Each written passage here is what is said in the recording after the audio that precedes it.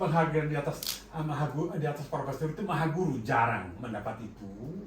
Ya, karena apa? Karena 2019, 2018 semua bimbingan saya cum laude. Yang dari UNPAD, dari UI, dari apa begitu. Dan tambahan lagi yang lain. Hampir semua bimbingan saya sering makan di rumah ya. Kemudian penghargaannya banyak sekali penghargaannya, tapi yang penting-penting aja berkaitan dengan bidang Anda begitu ya. Atau menanyakan, kok Anda dari daerah yang kasar, benar kan kasar nih, kok terpilih dari daerah Jawa Barat yang halus? Saya ketakutan loh. Ketakutannya bukan takut lihat dia, takut dicabut dosen teladangnya. Itu kan, karena dengan dosen teladan saya dapat hadiah ambil doktor itu. Iya, jadi saya katakan Bapak Presiden, anak saya paling besar mantan ratu Jawa Barat, saya bilang. Kemudian hampir ratu Indonesia juara kedua. Nah, dia pernah kuliah di kedokteran kita setahun, tapi nggak senang. Akhirnya dia lulus dari ITB arsitek cum laude, S2 dari ITB cum laude, dan mantan atlet bola voli Alko. Ya, jadinya begitu. Walaupun saya berasal dari kampung yang sangat kampung, saya beritahu kenapa kampung sangat kampung. Pernah saya nangis 3 hari berturut-turut karena kuda saya dimakan harimau. Waktu SD, nggak ngerti kok kejam amat kuda itu dimakan harimau gitu. Karena biasanya saya sore-sore naik kuda itu jalan-jalan. Waktu kelas 1 SD nggak terbayang kok ini begitu ya. Jadi artinya apa? Dari kampung yang sadar kampung menghasilkan 2 profesor kakak adik ini kolonel ini dari UNPAD juga nih kedokteran kita. Iya. Apa yang bisa katakan? Oh Tuhan bersyukur. Berarti gen ibu bapak dan ibu sangat bagus walaupun mereka tidak bisa baca tulis. Luar biasa. Lahir dari keluarga yang penuh kebahagiaan. Jadi ternyata lingkungan itu mendorong kita. Oleh karena selalu saya minta di kedokteran itu, apalagi di spesialis, beritahu saya siapa yang galak-galak di situ. Kita pecat. Siapa ini? Kemarin kan pecat satu di kebidanan. Karena dia dulu besok saya bawa sate Madura, besok saya bawa ini, kan ditindas itu anak buahnya itu. Kita keluarin. Kemarin kita keluarin. Nah, sekarang Anda boleh melapor ke saya kalau ada dosen yang galak. Enggak, karena saya maha kuasa di kedokteran itu. Iya, saya maha guru, saya dosen teladan dari situ loh, teman main. Ya ini, jadi ingin saya katakan, kalau bisa kita adakanlah suasana yang damai, suasana yang tentram, suasana yang bisa membantu kita bagaimana sih supaya nanti lulus dari kita dari kedokteran UNPAD itu dengan baik. Ini Einstein. Luar biasa saya kagetnya. Luar biasa bodohnya Einstein. Tapi karena dia lahir dari lingkungan keluarga yang penuh kasih sayang, dan dia lahir sesuai dengan ilmu dia, hebat. Coba lihat raportnya itu. Kalau raport anak saya seperti itu, aduh, saya 2 bulan nggak bisa tidur loh. Coba 533, 433, begitu waktu saya di Jerman itu lihat raportnya begitu. Tidak menduga dia jadi orang hebat. Kenapa dia orang hebat?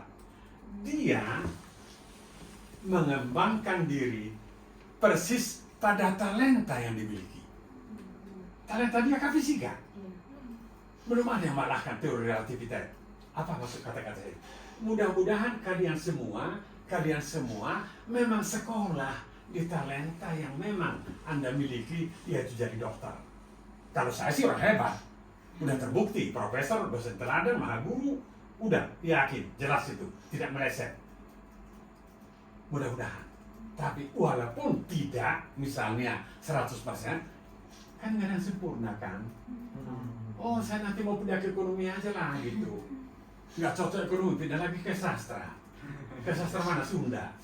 Nah itu. Jadi artinya apa? Kita mensyukuri nikmat Tuhan yang diberi kita saat ini, kita kembangkan itu. Saya tidak mengatakan Anda setback lagi gitu. Oke, ya. Jadi tolong ini para wartawan, ini simak yang saya katakan ini. Mungkin ada mau ditanya lagi apa begitu. Karena pesan kesadaran UNPAD itu adalah bagaimana kalian sukseskan itu sebetulnya. Dianggap saya sebagai role model barangkali ya, barang-barang begitu. Ya, saya ketua pemeriksa guru besar di Unpad. Dari 237 guru besar, hanya 2% yang sehat. Dan dari semua guru besar 230, saya lah yang tersehat. Dari saya masih 58 loh.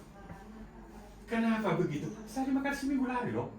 Udah itu angkat barbel. Ini karena lari nih, patah benaran. Mudah-mudahan nyambung sama Prof. Yos diobati nih. Patah betulan gitu. Ya ini ya. Ya. Saya yang tersehat. Karena saya yang tersehat, usia pensiun saya 79 loh. Profesor bisa 70. Sekarang usia saya 76. Belum ada kita apa-apa begitu. Apa yang saya katakan? Rajin berdoa, bersyukur ke Tuhan atas segala nikmat yang diberi ke kita. Tidak stres. Kemudian juga makanannya tidak rakus. Benar loh. Tidak rakus. Orang yang jantung segala macam itu kan karena butut banyak, sate banyak. Loh, lihat muka saya sekarang, tidak percaya bahwa hidup kami sangat melarat kuliah. 2 tahun loh saya nggak kuliah, 3 tahun saya nggak kuliah karena nggak punya uang. Iya, saya beritahu kenapa.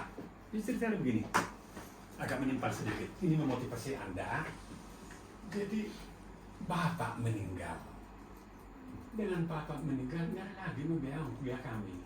Akhirnya adik saya ini tingkat 1 di UI. Nganggurlah 3 tahun minta izin, nggak punya uang. Karena zaman saya itu kuliah di kedokteran sangat mahal. Ini zaman saya beli sendiri semua alatnya. Oke. Itulah kemurahan Tuhan ke kami. Kok tiba-tiba adik saya ini mengatakan, Bang, bagaimana kalau saya kerja dulu abang yang sekolah? Akhirnya dia jadi pelaut. Saya disekolahkan menjadi dokter. Saya sekolahkan dia kembali, lulus dari UI cum laude oleh UI, dikirim ke Harvard Amerika, dokter mulai terbuka ya. Kemudian saya terpilih dosen teladan, saya dapat hadiah doktor. Biasanya kan profesor itu botak, pikun dulu, kacamata tebal kan, saya tidak mengalami itu. Ya, saya udah punya segalanya sekarang. Ya. Terlalu baik Tuhan itu ke kami. Saya tidak mengajari kalian berdoa, pastilah iyalah ya, kita rajin. Tetapi itu mohon ke Tuhan petunjuk supaya kita ini dan ini begitu. Makanya kami jadi orang. Kalau kalian kan belum orang nih, nggak tahu dijadi di tahun depan. Ya, jadi maksud saya harus tahu bergaul dengan siapa, harus tahu bekerja sama dengan siapa, harus tahu belajar bagaimana caranya gitu. Rangkuman ini saya buat, tahu nggak di Patiukur? Tahu Harpancu? Kita kan kuliah di kedokteran Unpad. 7 tahun saya jalan kaki lewat gang pelesiran, bolak-balik ke di Patiukur kan nggak punya uang. Tapi saya nggak minder loh, karena saya mental juara barangkali kan. Dan saya buat singkatan ini. Jadi kalau di jalan sering saya nabrak orang. Kan seperti begini. Dekologen, obat sakit kepala, ini obat sakit jantung, obat bunuh diri. Oh, ada orang rupanya. Kadang-kadang saya tulis di tangan. Dosis, yang paling sulit kan dosis obat itu. Oh, dekologen sekian miligram, vitamin C. Lama-lama hafal loh. Hafal. Makanya kalau orang belajar begini, betul itu. Dia belajar. Betul. Itu memberikan interest dia ke itu beda. Ya. Konsentrasi dia betul-betul full itu. Karena kan kita pupuk kepala nggak ngerti nggak ini kan gitu ya. Jadi saya ulangi kembali, membuat rangkuman, kemudian menggunakan setiap waktu luang untuk belajar. Lagi santai daripada baca komik atau apa begitu, bacalah rangkuman Anda itu. Kemudian belajar bersama untuk diskusi ini sangat penting sekali. Saya karena mungkin saya berasal dari keluarga yang sangat miskin barangkali, saya punya filosofi bekerja keras, cerdas, disertai doa. Ini filosofi saya. Kenapa demikian? Mungkin buat Anda atau yang lain, saya sangat sering loh minum kopi dengan garam supaya jangan ngantuk. Jangan ditiru. Jadi kadang-kadang saya besok pagi sampai pagi saya belajar saya. Jangan ditiru, nanti kamu stroke. Iya, itulah kerja keras. Tapi kenapa kami mau seperti itu? kami ingin bangkit dari kesulitan itu. Ingin bangkit dari kesulitan itu. Cerdas maksudnya apa?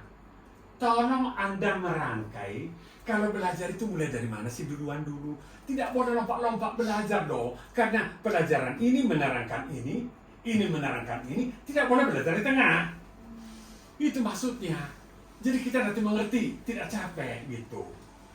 Setelah doa, itulah yang saya katakan. Adik saya jadi pelaut, saya disekolahkan, kami bisa jadi orang semua. Tapi harus saya katakan, kami profesor, kami doktor, kami ini tidak dilihat ibu bapak ya, karena mereka terlalu cepat dipanggil Tuhan begitu.